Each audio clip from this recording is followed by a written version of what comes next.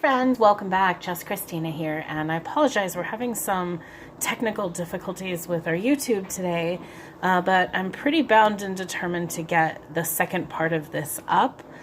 And without further ado, let's continue. So we're reviewing an open letter to each member of Congress from the president of the John Birch Society, and this was written by John McManus in February of 1996, and he's discussing UN-led troops, U.S.-led troops of UN advisements, if you will, in Bosnia. So the Bosnia operation fits the plan. James J. Schneider is a professor of military theory at the School of Advanced Military Studies, U.S. Army Command and General Staff College, Fort Leavenworth, Kansas.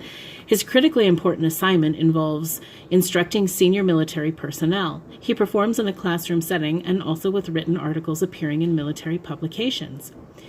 In his Ambushing the Future from the April 1995 issue of Special Warfare magazine, Schneider advised his military audience that the future will be dominated by a single overwhelming presence, the United Nations. Consistent with the goal of our nation's official disarmament plan, he then forecast a changed role for NATO, something that could be well accomplished in the wake of today's Bosnia operation. Even now, we can anticipate the transformations of the North Atlantic Treaty Organization under the Partnership for Peace program from a regional security arrangement to a future role as the UN's military arm. Schneider made no mention of the American people's distaste for the UN or for the distaste they would have if they knew of the plan to create a UN army with UN forces, but he was clearly yearning for the UN to begin building its formal military arm with NATO's forces. His hope is now closer to realization as a result of the steps being taken by Mr. Clinton. In addition to the 20,000 U.S. troops sent to NATO-led duty in Bosnia, forces from 15 other NATO member nations and 16 non-NATO nations are participating. As the Dayton Accord clearly notes, the operation was begun under UN auspices and was then placed under NATO command.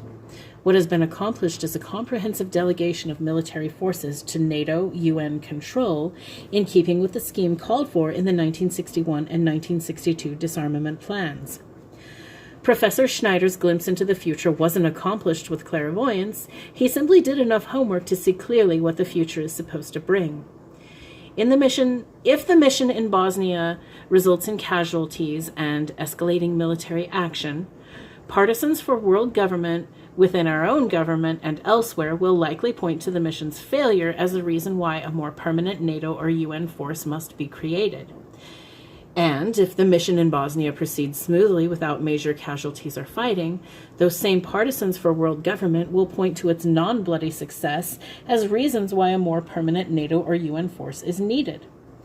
Advocates of world government seek to strengthen the United Nations and weaken national sovereignty in any way possible.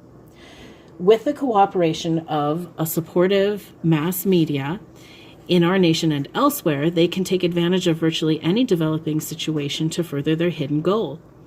They intend to lead our nation and all nations into a UN-led superstate, and they can use whatever happens in Bosnia to advance toward the end. The Bosnia mission that has sent 20,000 U.S. troops into the former Yugoslavia appears at first glance to be a politically risky step for Mr. Clinton. But the goal that drives him and like-minded members of the CFR and Trilateral Commission is more important to them than any temporary political post. In the meantime, America is taking a huge step towards the cancellation of the Declaration of Independence and full subordination of the U.S. Constitution to the Charter of the United Nations. Sad to say, this is precisely what some of America's most powerful current leaders obviously want.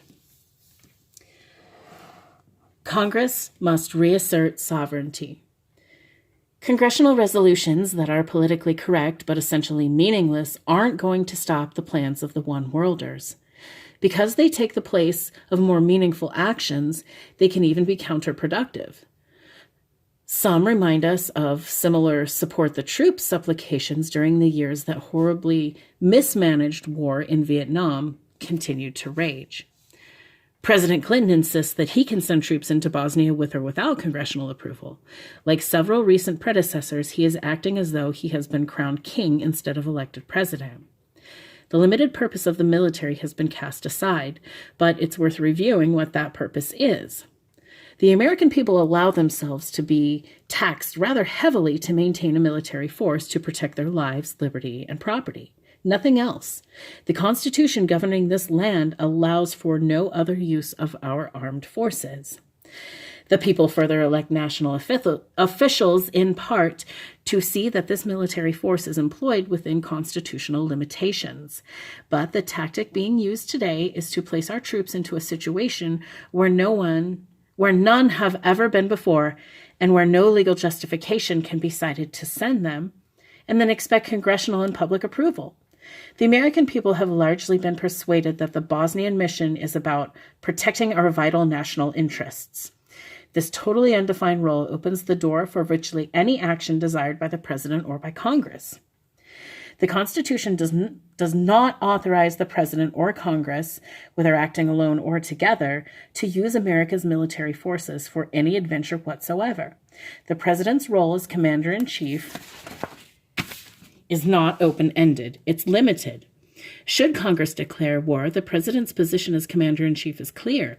Even without a declaration of war, he can properly employ the military to rescue American citizens or repel a sudden attack. But the Constitution grants no power to the president, and no action by Congress can legitimately give it to him to place tens of thousands of U.S. military personnel in foreign command.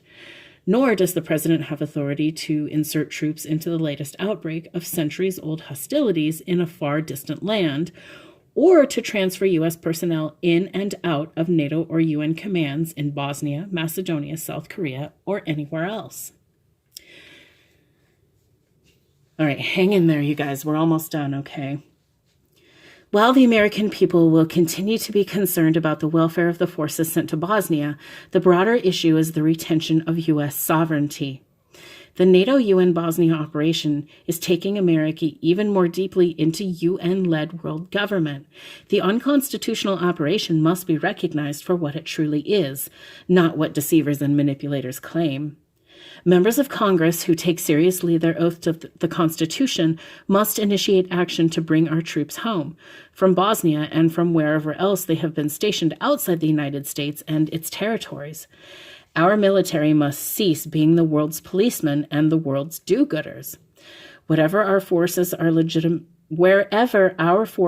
legitimately sent, however, their mission should be clearly spelled out, and they should never be placed under the command of NATO, the UN, or any other foreign institution.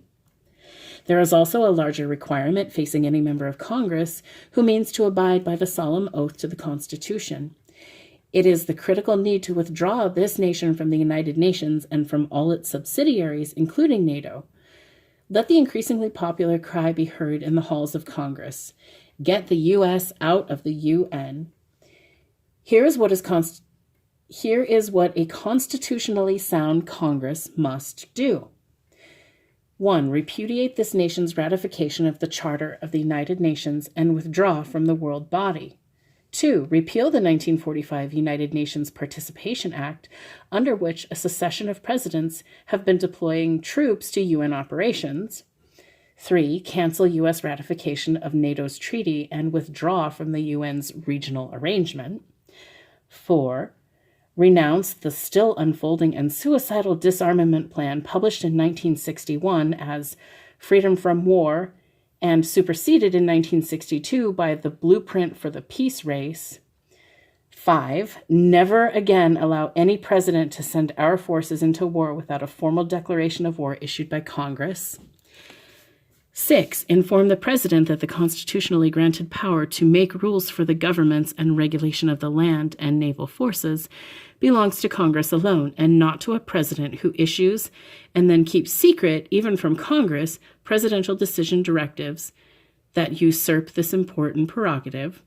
And finally, number 7, adopt a firm policy, not a hunkered down isolationism, but of sensible non-interventionism with the sons, daughters, fathers, brothers, and wallets of the American people. Let our ambassadors and embassy staff continue their constitutionally authorized contacts with foreign nations, but let us sever all entangling alliances that are compromising U.S. sovereignty and leading this nation into world government. If the assumed powers of the executive branch are not withdrawn, there will soon be no need for Congress, and America will have its own version of a totalitarian dictator.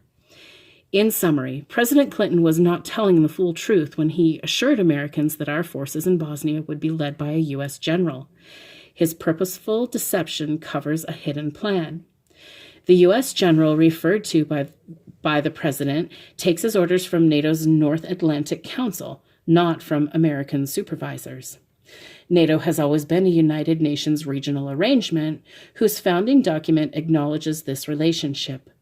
The Bosnia operation may well be the forerunner of a permanent UN standing army envisioned by formal U.S. disarmament proposals, which are still U.S. policy. The U.S. military is not the president's personal force to use in any matter he desires, nor can Congress empower the president with unchecked authority over the nation's armed forces. Mr. Clinton and all of his predecessors and successors are merely presidents of this nation, not kings invested with regal prerogatives.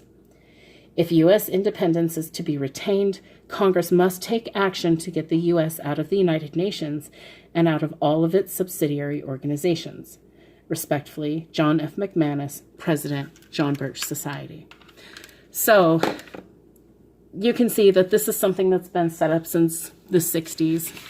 Formally, anyhow, this is something that's been going on for decades, if not centuries, if you really want to get to the core of the matter in the 1700s. So this is where I'm going to leave it. This is part 2. We're going to hope that it uploads this time correctly and move on to the next document. So as always, thank you for joining me. I do appreciate your time and your attention to these documents, as this collective evidence of knowledge only makes us that much stronger.